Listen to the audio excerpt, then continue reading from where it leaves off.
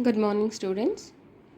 Welcome to yet another series on finite automata.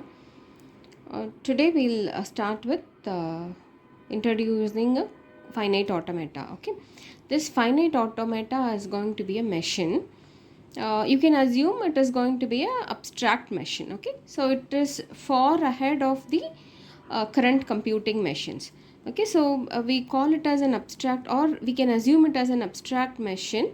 Assume that you have gone to a era where this computational facilities are not there, or this computer or compute programming facilities are not there, say array list or so are not there. Okay, now we need to simulate, let us assume, like now we need to simulate this coffee vending machine. Okay, so I'll simulate those states. Okay, so I start in a state called A. Okay, so I start in a state called A, where I just stand in front of this coffee vending machine. I put a coin, so insert a coin inside this machine. So your machine gets starts, right? Your machine will allow you to choose a coffee or a tea. Okay, so I'll assume that you are in the start state. We'll call it as an A state, which is the start state, and you insert a coin into that machine. It will move on to another state where it will ask you the choices. Okay, so I'll name it as B. Now it gives you choices, right? Let the choice 1 is going to be whether you prefer coffee or whether you prefer tea. Okay, so if you prefer coffee, it will give you a coffee, or on the output you will get the coffee. If you prefer tea, you will at the end you will get the coffee, I mean tea, right? So this is how your coffee vending machine works. You stand in front of coffee vending machine, you insert a coin. It shows you some options whether you want to have coffee or a tea. If you choose coffee, you will get coffee. If you choose tea, you will get a tea. Okay, so this is the you forget about this. Forget about this coffee scenario. Now you are in a state called A. You choose or you give some input, which you insert a coin, and you move to another state. And here also you have two options, or you have some options. You have some input. If you choose, or if you give coffee, it will come here. If you give tea, it will come here.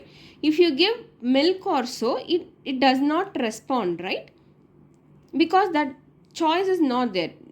Getting milk is not there. You can either choose coffee or you can either choose tea. Okay, so this milk option is not there.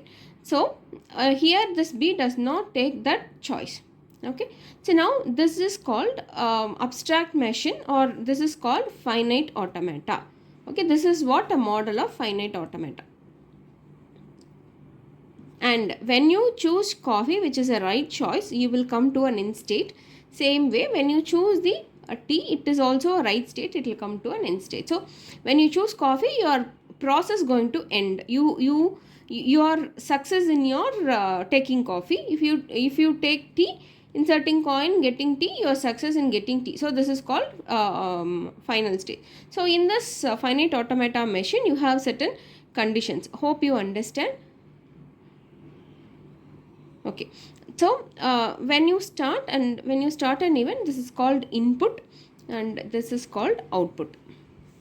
Okay, we'll also have one more scenario. Say you have this editor machines, I mean language editors, right, wherein it will highlight some keywords. Okay, let me take this keyword then. Okay, when you insert this keyword or when you type this keyword then, after this after this n, your word gets, I mean this word gets highlighted, right? It gets highlighted. Why? Because this is a keyword in any language.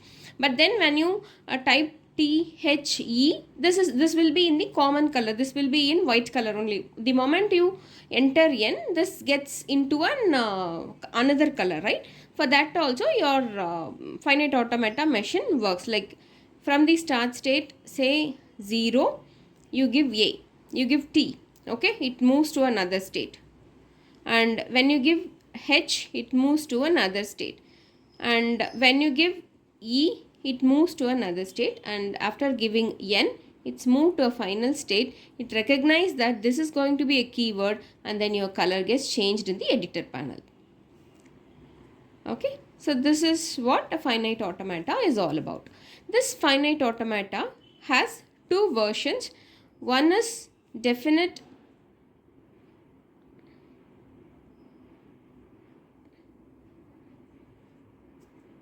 deterministic finite automata,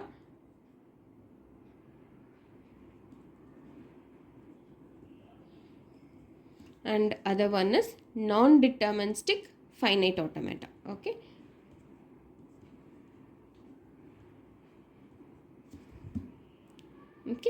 we'll see what is deterministic and what is non-deterministic, what is the difference between these two things in the upcoming lectures. Welcome back, students. Welcome back to Learn with me. In the last lecture, we have seen what is finite automata. The finite automata is going to be an abstract computational machine which will tell you whether something is accepted or rejected. Okay, let us see one more example on it. See, let us assume like we have passwords, on our computers and phones and all. Like I want to check whether a password is accepted. Once the password is accepted, the phone has to be opened. If the password is not accepted, it should be in a lock state, right? So let me tell you, like I have two words, like my condition of password is it should be characterized with these two letters A and B. So what could be the possibility on these letters? Like my word can be AB, AA, B. Let me take the first one. Okay, so if my um, uh, password is AB, I should accept. Otherwise, if my password is A alone or B alone, it should be rejected. The phone should not get open, right? So let me design a deterministic finite automata for this. So I'll start with in a lock condition. So I'll start with the condition called 0, a state called 0, and I input A, which is my, so AB is my correct password. Okay, so I input A alone now. Is it a correct password? It should not be opened, right? A alone is not the correct password. So this is, I'm going to this state and I'm not accepting it. Okay, so I name this as state 1. Now again there's one more input. I'm feeding B here, and this A and B together makes the correct password, A and B, right? So this is the accepting state. So accept. Okay, password is getting accepted. If I stand in this state, or if I stand in this state and my password is rejected. Okay, this is what a deterministic finite state automata is all about. Let us have, like, this A and B alone can be my password, right? I can even go for, I can even have passwords like AAB or AABB. Am I right? So what I will do is, I'll design a machine for this. Like, let us do this one. So how do we do? We'll start with the state called 0. You input my current password is AAB. Okay, so go 0, and you will have this A. You input A, you move to a state called 1 input accepted. Okay, let us assume in that way. And you have one more input called A. Give A, move this machine to another state called 2, and once you input B, you will move to another state called 3, which is accepted. Okay, so when you give AAB, your string get accepted and your phone gets open. Fine. So I'll also introduce these symbols, like when you do this dashed arrow circle, this is called a start state in finite DFA or any finite automata, and if you have the double circle, this is called accepting state. Okay, we'll say a string is accepted when all the inputs are processed and your state moves to this accepting state.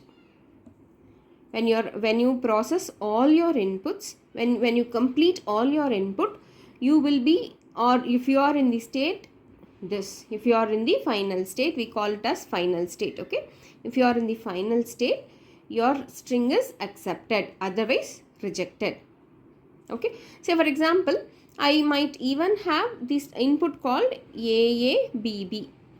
Okay, I might have an input called AABB and I test in this machine. Okay, this machine is specially designed to accept AAB. You might even wonder like whether are we having different machines for accepting different passwords. No, but however I have designed this machine to this. We'll even design a machine which can accept regular passwords. Okay, we'll do that in due course. But as of now, I have designed, or we have this machine on hand, and let us assume like this is our condition for our password. We have conditions imposed in setting our passwords, right? And this is the condition on our password. AAB is the condition for my password. Okay, so this is the machine that we have designed now, and now I am inputting AABB. Okay, so now here for A you will come here, for the second A you will come to this state, on third A you will come to this state, and you might wonder like my password is accepted. It is not the case. For A you come to first state, and for the second A, from this one you give A, from the 0 state giving A you, from the 0 state you give A, you come to the state 1, and from this one state you give A, you come to second state as of there, and from this second state if you give B, I mean your input is B, right? A, B, B. A you gave here, this A you gave here, this B you processed here, and from this B you will move to a state called 3. Okay, and you would tell like this has been accepted. No, you have one more B available here where this third state or this state does not take any input. Okay, so you have one more input or one more alphabet in this input word left without processing. So when this is the case, you can't tell, though you have reached the final state, you can't tell the string is accepted because your string is not completed. So when you can tell a word is completed, once you processed all the inputs and you stand in the final state, only then you can tell your string is accepted. Okay, thank you. We will see how to process a universal password now.